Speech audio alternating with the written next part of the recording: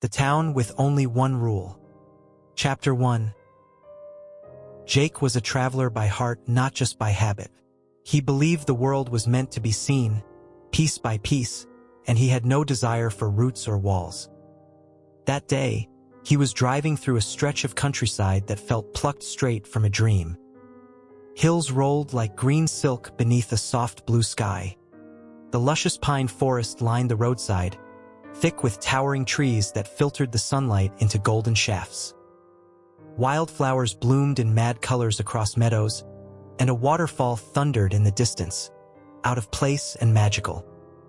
Jake leaned out his car window as he drove, letting the air fill his lungs. It was the kind of road that made you forget the world existed elsewhere. He was so entranced he didn't notice the fuel gauge at first. When he did, his smile faded slightly. Nearly empty. He checked his phone. No signal. Not even a flicker of reception. A knot of concern formed in his chest. He hadn't seen another car in hours, and the road behind was as empty as the one ahead. But just as the sun began to dip, casting long shadows across the road, Jake spotted something in the distance. Rooftops. A town. It sat quietly off the main road, nestled among hills like it had grown there naturally. With no better option, Jake turned off and drove into the town. It looked like something out of a different time. Small wooden houses, a diner with a rusted neon sign, a shuttered hardware store, and to Jake's relief, a gas station. He pulled in. The gas station was still and quiet. The pumps were intact, but the lights were off and the office locked. He honked once. No answer. Growing uneasy, Jake walked down to the diner, figuring he could ask around. Inside, the diner buzzed with dim yellow lights and the hum of an old jukebox playing a tune from the 70s. A few locals sat scattered, speaking in low tones. They turned to look at him, but said nothing. A tired-looking waitress approached his booth. Her name tag read Cynthia. "What can I get you?" Jake smiled. "Hey, I was trying to fill up my tank, but there's no one at the station." Her smile faltered. "He's out of town. Won't be back for a while." Jake raised an eyebrow. "Oh, that's inconvenient. Guess I'll need to stay the night." Cynthia hesitated. Her fingers gripped the notepad a little tighter. "You're just passing through?" she asked carefully. "Yeah," Jake said, "but I guess I'll have to stay till morning." She stared at him. "Maybe it's better if you try for the next town. Should be a few miles east. If you coast downhill, you might just make it."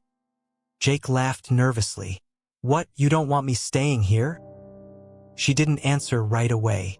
Then she said, "No, it's not that. It's just, it's safer." "Safer?" he echoed, but she was already writing down his order. Later, when he asked if there was a hotel or motel nearby, Cynthia pointed him to the only one in town, at the far end of the main street. "Tell old Marvin I sent you," she added. "Be careful tonight." Jake didn't ask what she meant. The motel was a squat building with crooked siding and paint peeling off like dead skin. The lobby smelled of damp wood and tobacco. Behind the counter sat an old man with milky blue eyes and hands that trembled when he handed Jake the key. "Room 3. "Thanks," Jake said. "I'll head out first thing in the morning." The man didn't look up. "You should," he said. Then, after a pause, "If the streetlights flicker, close your eyes and count to 10. Jake blinked. "Excuse me?" The old man looked at him now, eyes sharp despite the age. "If they flicker, you close your eyes. Count to 10. Don't look. Don't listen. Just count." Jake stared at him, unsure whether to laugh or take it seriously. Right? Town ritual or something? The man didn't respond. Jake shook his head, muttering to himself as he walked to his room. Inside, the room was plain but clean. A small bed, a dusty window that looked out at the quiet street. 3 tall streetlights lined the road, casting a soft amber glow on the cracked pavement. Jake couldn't sleep. The quiet was too deep. No cars, No distant voices. Even the crickets had gone silent. He sat by the window with his headphones on, gazing at the stars. Then, the lights flickered. Just once, a soft pulse like a dying breath. Jake remembered the warning. He chuckled. "Spooky," he muttered. Then the lights flickered again, twice in quick succession. He stood up, and then all 3 lights went out. The town was swallowed in instant blackness. Jake's smile faded. No sound, no wind, no hum of electricity, just silence. He just keeps watching, heart pounding, telling himself it's nothing. But from that moment on, everything changes. Chapter 2. The Broken Rule. The next morning, the world seemed normal again. Birds chirped. Sunlight poured over the town. Jake packed fast and headed to the lobby. Marvin was there. He looked tired, older than he had the night before. "You didn't do it," he said flatly. Jake paused. "Didn't do what?" "You didn't close your eyes. You didn't count." Jake hesitated. I didn't think it was real." Marvin shook his head. His lips pressed into a thin line. "It was your one chance." Jake's smile faltered. "So what? Now I'm cursed or something?" But Marvin didn't answer. Jake got in his car and drove. Out of the town. Down the same road he'd come from. An hour passed. The forest thickened. And then he saw it. The wooden sign. "Welcome to Pine Hill." He slammed the brakes. "No," he whispered. "I was going straight." He turned around, drove in the opposite direction, picked up speed, tried another path. Again, the same sign, the same crooked road. He was back in the town. Chapter 3. The Rules of the Night. Jake stood at the counter, his knuckles white against the aged wood. "I want to leave," he said. "I want out." The motel owner, Marvin, looked up slowly. His eyes were sunken, and his face held none of the tired kindness from before, only a deep, ancient sadness. "You had your one chance," Marvin said quietly. "That's how it works." Jake clenched his jaw. "That's not an answer." Marvin stepped out from behind the desk. He walked over to the front window and pulled the curtain aside. Outside, the town was peaceful. Children played on porches. A couple walked past the diner, hand in hand. The sun hung above like a gentle guardian. "You see that?" Marvin said. "That's the mask. Daytime's the lie. The town smiles, plays house, lives in denial. But at night, that's when the truth comes out." Jake followed his gaze. "What happens at night?" Marvin turned to him. "You belong to the town now," he said. "And there are rules, not for escaping. Those don't exist. These are rules for surviving." Jake didn't speak. "Before dark," Marvin said, holding up one finger. "You get inside. I don't care where. Your room, a house, doesn't matter. But be indoors before sundown. Second," he held up another. "Close the windows. All of them. Lock the doors. They can't get in unless you let them." Jake stared, heart starting to race. "Third, no matter what you hear, voices, cries, someone calling your name, you don't answer. You don't look. You don't speak."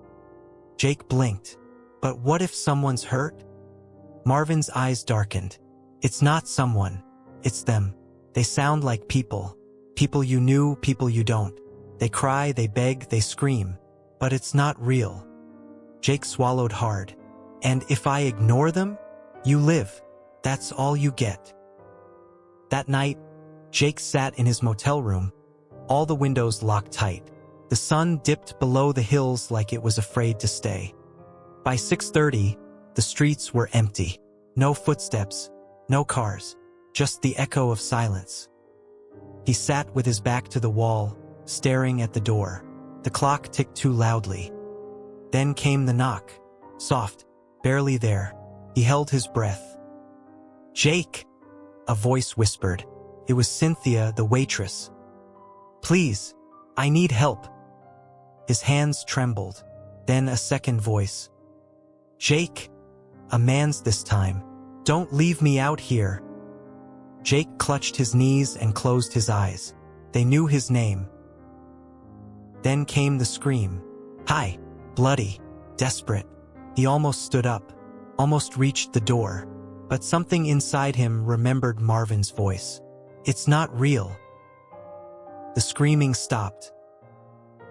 Outside, footsteps passed, too slow, too many legs.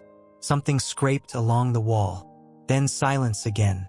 He didn't sleep. Chapter 4. The Town That Doesn't Let Go. Jake gave up trying to leave after the 6th attempt. He'd driven until the trees looked unfamiliar, taken back roads, cut across old dirt paths that shouldn't have been on any map. But it always ended the same way. The same crooked wooden sign, half-rotted and hidden behind ivy, waiting for him. Welcome to Pine Hill. Sometimes he screamed. Other times he laughed, hollow and broken, like something inside him was cracking open. But the result never changed. The town would not let him go. By day, Pine Hill wore its smile well. The townsfolk went about their lives as if nothing was wrong. Cynthia still served warm pie at the diner. Kids kicked around a ball in the cracked asphalt of the schoolyard. An old man swept his porch with slow, deliberate strokes like he had nowhere better to be. But Jake could feel it. It was in the way they never made plans for tomorrow, in how every conversation stopped when the sun began to dip. It was in their eyes, tired, resigned, and full of quiet dread. Jake started talking to the others, the ones like him, people who had once been passing through and never passed back out. There was Tom, the mechanic, who had been trapped since the early 80s. Didn't think much of it at the time, Tom said, wiping grease from his hands. Lights flickered. I didn't do anything. Figured small-town folks just spooked easy. Next thing I know, I'm right where you are. Ever try to leave? Jake asked. Tom chuckled bitterly. Plenty. I've walked, driven, and hiked. The forest just loops. Once I tried following the power lines out. Ended up at my own garage 3 hours later. Nearly lost my mind. Jake didn't know what to say. Tom looked down at his boots. You'll stop trying eventually, he muttered. Then there was Maria, the schoolteacher. She arrived in 2005.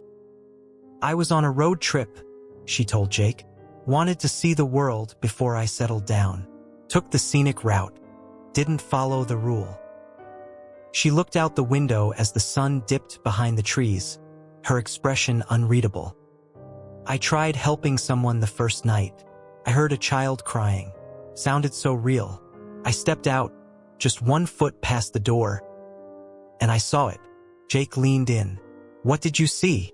She shook her head. I don't talk about it. Not anymore. You don't forget, but you learn not to remember. They all had their stories. Some had been there for 5 years, others for 50. No one knew how it started. Some said it was cursed land. Others whispered about a ritual gone wrong or a punishment. But there were no records, no legends, just rumors passed down from the doomed.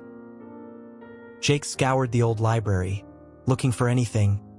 Maps, journals, news clippings.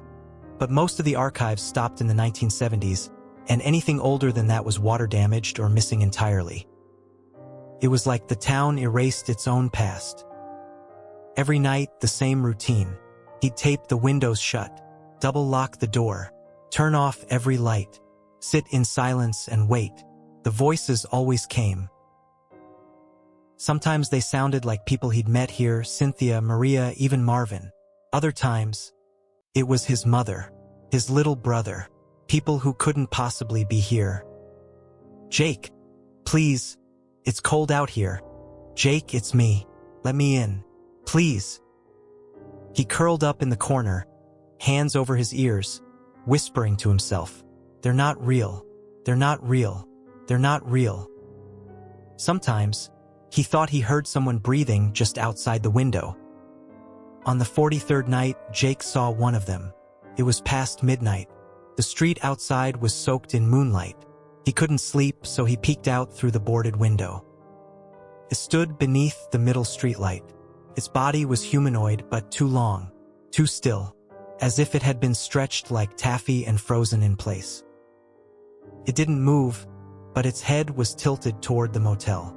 Watching, Jake closed the curtain and didn't look again. The town lived two lives. By day, peaceful, strange, quiet. By night, a hunting ground. The people coped in their own ways. Tom buried himself in fixing machines that didn't run. Maria taught the town's children, those who had grown up trapped, born of others who came and never left. Cynthia tried to keep her diner warm and welcoming, even if her smile cracked a little more each week. Jake wandered, aimless. The motel became his cage. The streets became his maze. The voices became his torment. But still, some part of him watched the sunrise every morning with a sliver of hope. Maybe someone would find a way out. Maybe there was a crack in the loop. Maybe this time a new traveler would follow the rule.